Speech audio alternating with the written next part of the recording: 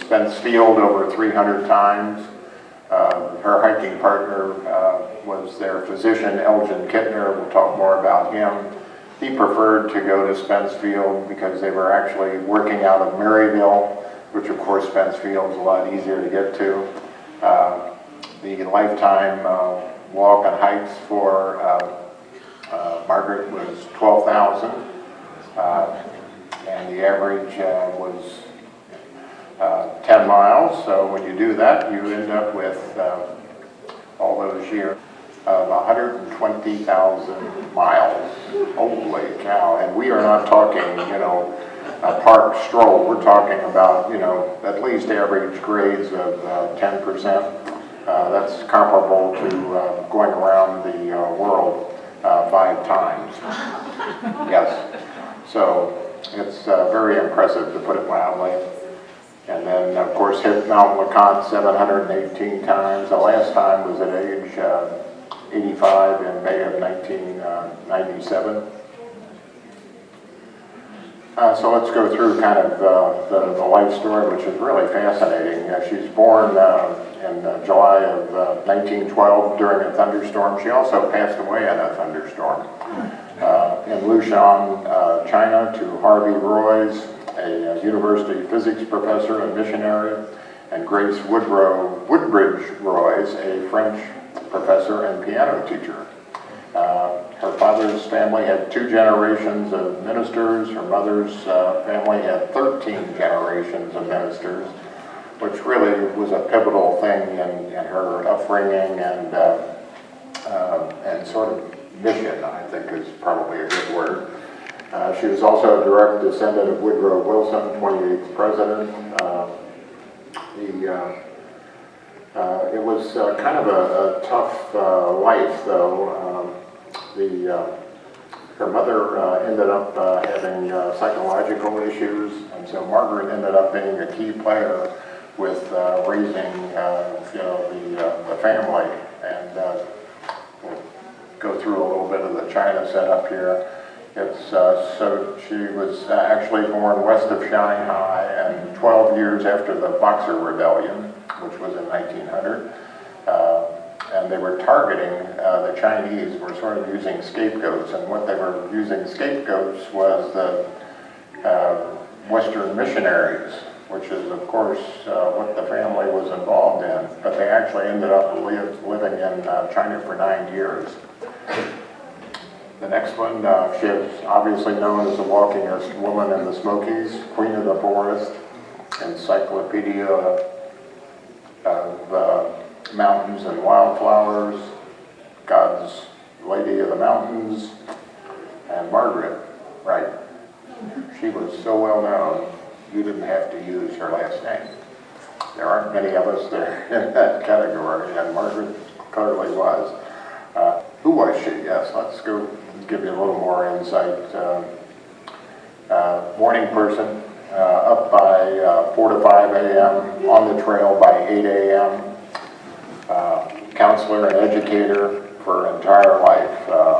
She was smart, and so smart that she really, you know, was one of those gifted people that didn't have to really study hard. She had a photographic memory, and we'll go through more of that, but that was really a very helpful attribute that she had.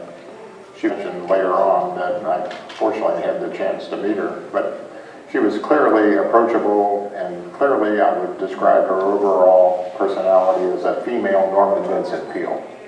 No question about it. She asked questions in an open, non-judgmental manner.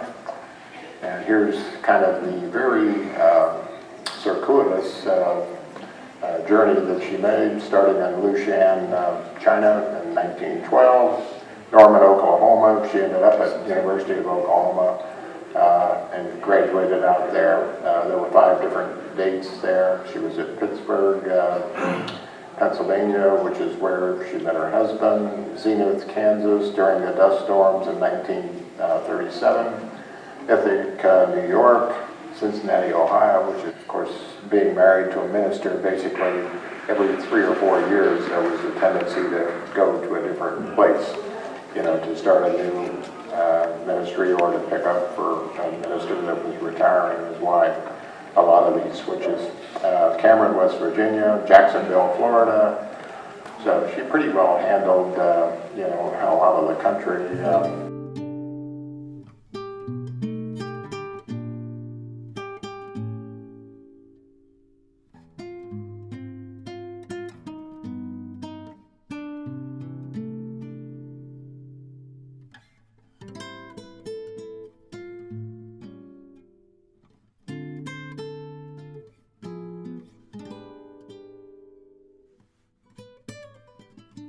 She's been shown about 10 dozen times. Oh, it's a video. Yeah. You want me to keep coming? We would have been, we'd have been back an hour and a half ago. Glad to see It's you. been fun. Are you Margaret Stevenson? Yes, I am.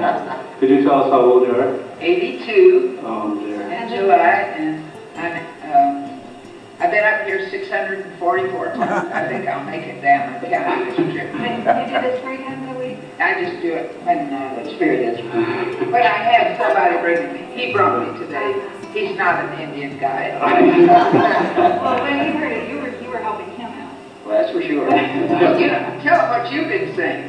I'm telling everybody recognizes her because she's with me. And you're a pastor? Well, yes. How'd you know? Well, somebody said that. Oh, goodness. He was trying to keep it a secret. Oh, We met with. Where's home for you? We did meet the pastor. Oh, Indiana. Well, my goodness, these people from Indiana. We're learning to speak the language now. Well, it's coming, right?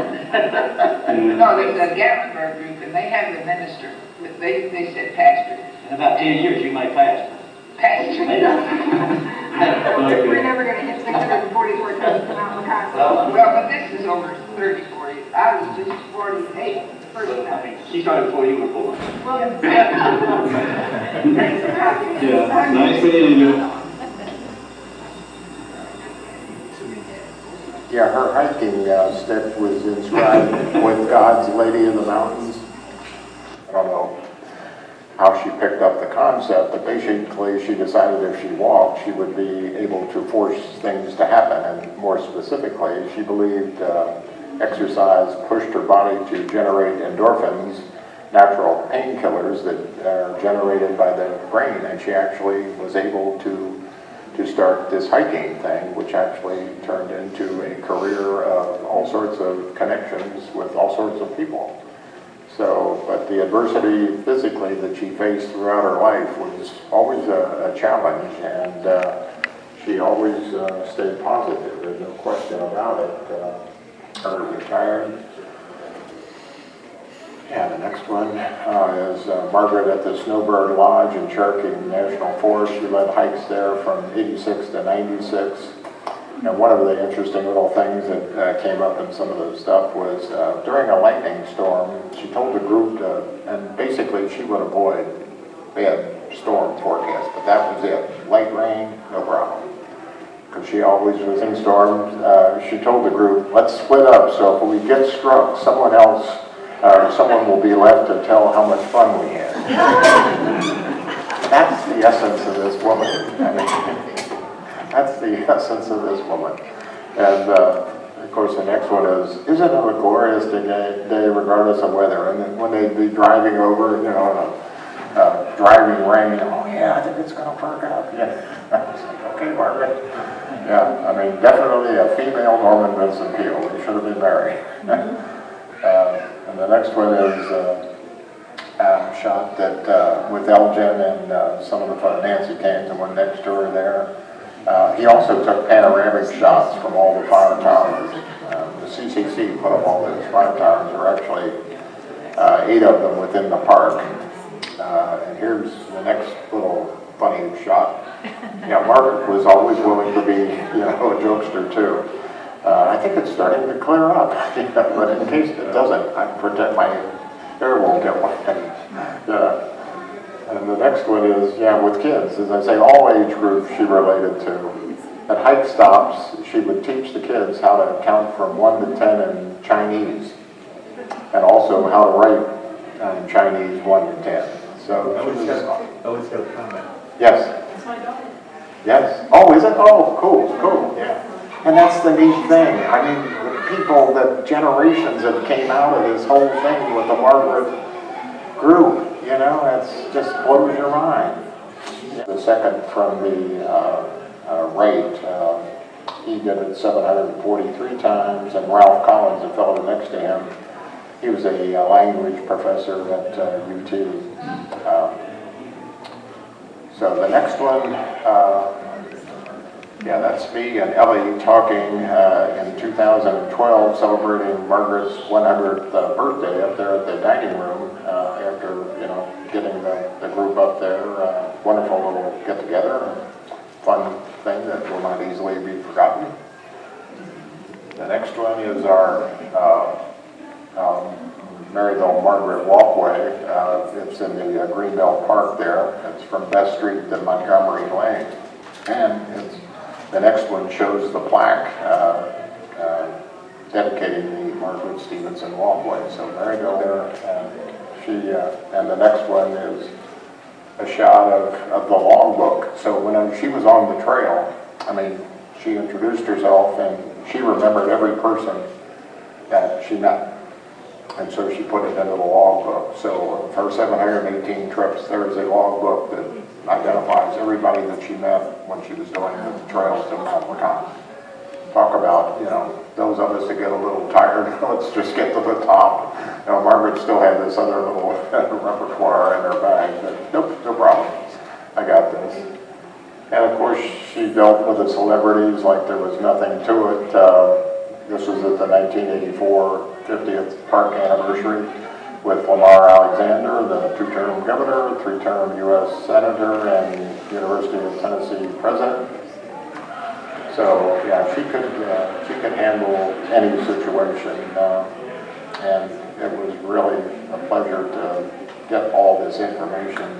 This is a place called Dry Sluice Gap, and it's a little bit beyond Charlie's Bunyan.